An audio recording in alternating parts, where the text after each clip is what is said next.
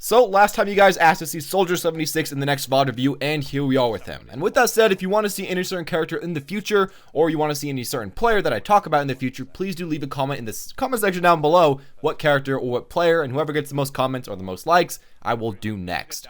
Now, as far as Soldier himself, I thought that Soldier would have a ton of videos about him because a lot of people play Soldier, but actual solo Soldier videos didn't show up way too much. It was actually kind of hard to find a VOD, and usually you'd think of like IDDQD or Aimbot Calvin or someone like that playing Soldier, but it's kind of hard to find those guys playing him without switching to another DPS. But here we are playing him, and that's, I guess, something you might want to keep in mind. Soldier's a character you can switch on and off quite easily, and you don't have to worry way too much about that. Now, as far as the game starting right here, we see ourselves on defense, on high ground, and poking as soon as possible to get a little bit of ult charge. Now, as soon as we see that we probably aren't going to be able to get that much damage out of our poke, we back off, we wait, and, just going from there. You don't want to spend too much time on this, but again, it's free poke, so why not go for that? As far as generally how you want to play, for the most part, we see him playing very defensively. If you aren't super ham on this character, that's completely fine. As a lot of the other DPS, you think you have to do so much damage, you have to go in all the time to get a lot of stuff done. As Soldier, you don't always have to do that, and you can stay back. Generally, you just want to poke shields whenever you can, or if you see an enemy, just shoot him. Be it a big one, a small one, or whatever. I'll just kind of prioritize who's the most important. Probably prioritize Mercy first. We don't have one in this game, but most games do that, and you should be kind of fine. As far as right there, we just saw us going back and saving our Ana. You want to make sure that you are keeping an eye on your supports, and you have to tell them to please stay close to you if there's a lot of flankers on them. Now, if there's someone like a Pharah maybe, or a Junkrat, I guess, or something that can, insta one-shot both of you, maybe you might want to stay a little bit further away. But for the most part, yeah, you should stay really quite close to these guys, and just be able to protect them from people trying to attack from behind. As far as where you want to position, again, back, safe, on high ground if you can, but you also shouldn't run in front of your tanks like a lot of the other DPS tend to sometimes do. We see this with Tracer, Genji, we see this sometimes with McCree, and Reaper, and a lot of the other characters. While you can sometimes get ahead of your tanks, like let's say you already picked 4 of the enemy team, you can probably go for the final 2 picks. For the most part, it's just not as effective. Your damage fall-off doesn't really change that much where you are, and overall, staying back, staying safe, and protecting your other teammates is generally kind of what you want to do. I mean, some people might say that's a bit boring, but it obviously works, as most of the best soldiers try to go for that. A little bit different on King of the Hill, but definitely on these defense-offense maps, it's a thing that you kind of want to do. Now, if you're having problems or have had problems in the past with tracking, something that this guy is very good at, you can actually just try to either, normally practice that on Anabots or whatever, or you can also try to do, which some Koreans do, is little mini flicks. So, like, every single shot you kind of mini flick towards the enemy's head or towards the enemy's neck. It's something that you might want to try. As well, you can start with mini flicks and then go for just plain out smooth aiming. But it's something that might work out for you, and maybe you can try that. Just kind of flick your hand every single shot. A little bit hard, but it works for some people. Now, when to pick Soldier, as we see in this game, you can actually pick him as a second support, as many are doing on Koth maps. But what you can also do is pick him as like a half support, half DPS with another half support, half DPS like Symmetra or Torb. That works really well together because you have more heals, you have more people that can protect, and you also have a ton of damage. So you add all 3 of those together, works out really well. Right here we see something that's great, which is the Nano Soldier ult, which can go straight through Genjis, it can go straight through most of the other DPS. And yeah, Nano Soldier ult, of course, is great. And yeah, just don't be afraid to do that and attack the Genji. But mainly, again, yeah, you can play him as a second support with 3 DPS, I guess. You could, if you can, him as a DPS, or, with another half DPS, half support type character. That works out pretty fine. As far as if your supports are on the ground, you should probably stay next to them. And if your supports are in the air, way up high, like right here, you should probably stay next to them as well. We saw that with the Ana earlier. If your supports happen to drop down, maybe go down, drop. If you need to heal them, go for that. But mainly just keep your eye on them and just kind of make sure that they don't die. That's kind of what you want to focus on. So, as far as your ult goes, it's a very good ability, does a ton of damage, makes sure you don't have to reload, or, I mean, you reload, but a lot faster or whatever.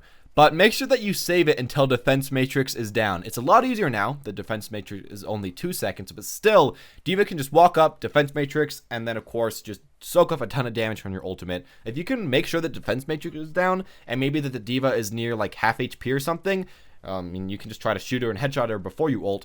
But if all those prerequisites are met, you can just ult and just mow through people. but you shouldn't really try to ult before you know that it's a really good, really safe ult that's going to work out well. Your ult, you just don't want to waste, and it's probably one of the better ults in the game, even though it's not really like super high impact. It just does a lot for your team, and is a very, very consistent ult that you can do. Now, this game itself, we don't have a Mercy, and I think this might be a little bit before the D.Va changes even came through, but you would play pretty similar. But with that said, do try to focus that, do try to pressure her, do go for consistent spray on her, and this can also apply to any of the other supports. You have a lot of far range, you can poke them back, you can do everything like that.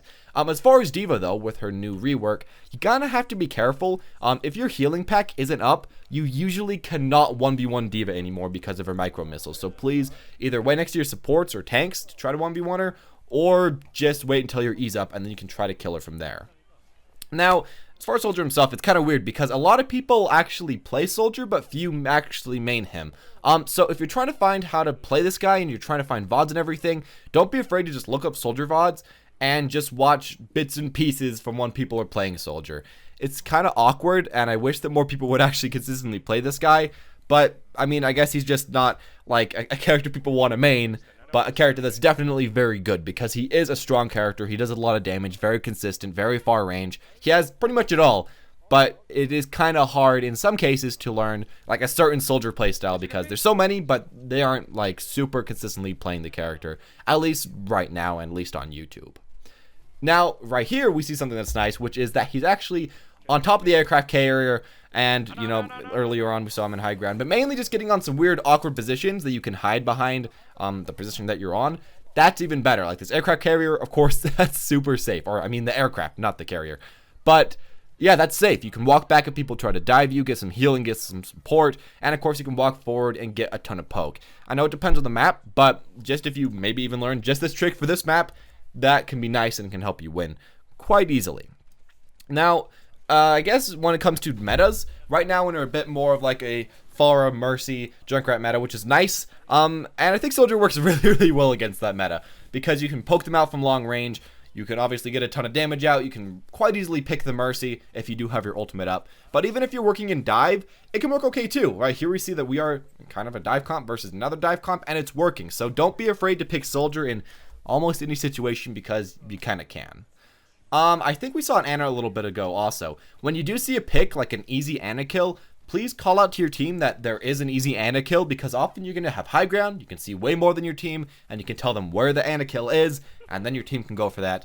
And yeah, it's something that you can do. And then I guess finally we see this right here. We jump down, we go a little bit more aggressive, a little bit more risky, but as long as, of course, we have a pretty good advantage and we just want to finish off the enemy team, you can go down as long as they don't have a team wipe ult. I'd say if they have like a Tracer and a Zarya left, I would not jump down because you could all die together and just completely throw that point.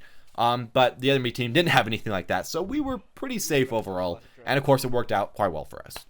Now for our offense, it's a really quick offense. We take out the enemy team quite fast. Mainly our team just goes in, we supply a lot of pressure from far range, get a lot of damage, and I think we have gold limbs and gold damage and everything, even though we aren't having to really play that risky. As you see right now, we're playing extremely safe, mainly behind the cart, getting out that suppressing fire, trying to get not really picks, but just damage. Charging our ult, allowing other people on our team to get picks. And something you might want to think about is that while you might not always be able to get all those kills, you can set up kills for people like Tracer, like Genji, like Reaper, like a lot of other characters. Right here, you know, we're just pushing up, mainly just following the main push and damaging anybody who does become in front of our line of sight. Unfortunately, our whole team dies right there, which does happen. Just back off, wait. Don't go in and kill yourself when your whole team dies. I see so many people doing that. Don't go for that. Alright, here we knew that there was this turret. We take that out with relative ease. And then again, we get on high ground. We tried going from low ground before because we were trying to push with the cart, but if that doesn't work, get on high ground and try to go in from there. I think soon, or even just barely, we shoot out our rockets actually at pretty far range.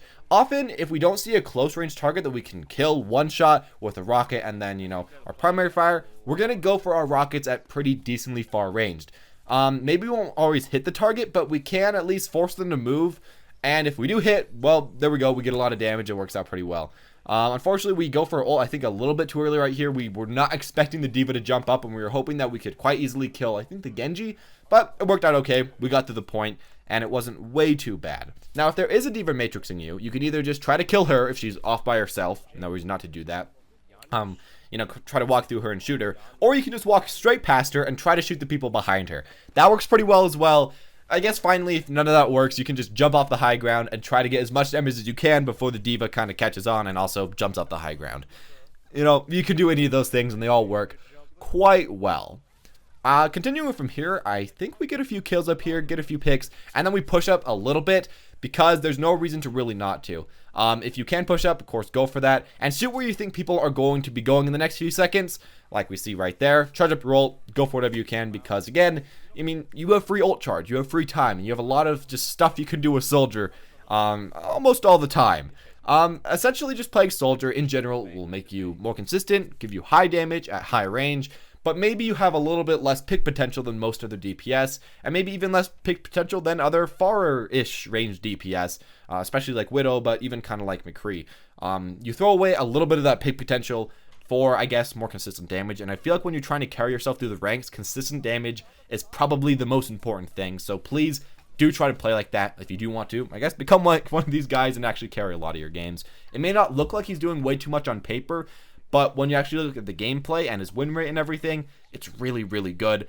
And I guess most people could kind of emulate that with a lot of practice. Anyways, as always, guys, thank you all for watching. I hope you enjoyed. If you did, make sure to leave a like, comment down below who you want to see in the next video, and I guess what player, and I'll try to get to that ASAP. Subscribe if you want to see more videos like this in the future. And as always, guys, have a wonderful day. I'd like to thank Gilded.gg for sponsoring this video and mainly helping me a lot through the adpocalypse. So, Gilded itself is a website focused on finding, founding, and expanding your gaming team with relative ease. You can schedule events, recruit new members, build team comps, and find teams to scrim with and to scrim against. Best of all to you guys, it's free. You can get started yourself with the link in the description below, and if you sign up by November 10th, you'll be entered into a chance to win a $50 Blizzard gift card. So, maybe I'll see you there.